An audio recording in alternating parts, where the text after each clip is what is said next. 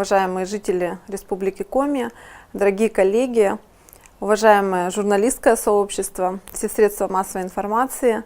В этом году Министерство культуры Республики Коми решило принять самое активное участие в конкурсе признания. Безусловно, журналисты и средства массовой информации – это одни из самых ответственных людей в нашем обществе.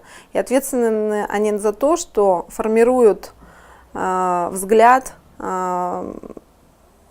нашего общества на те или иные события, на историю, на наше будущее, на наше настоящее. Очень много общаюсь по долгу своей профессии на протяжении многих лет с самыми разными и средствами массовой информации, и журналистами в самых разных ситуациях.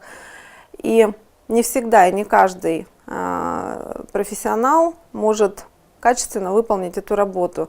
И поэтому я всегда за конкурсы, за идею. Я поздравляю организаторов с тем, что конкурс 2007 года очень успешно развивается, и номинаций становится все больше, они приобретают уникальный смысл, и конкурсантов, тех, кто борется за эту престижную премию, тоже становится все больше. Мы находимся как раз сейчас, можно сказать, на заключительном этапе выбора тоже победителя. Мы определились, что этот победитель будет награжден в рамках подачи, скажем так, материалов в рамках Года культуры в Российской Федерации.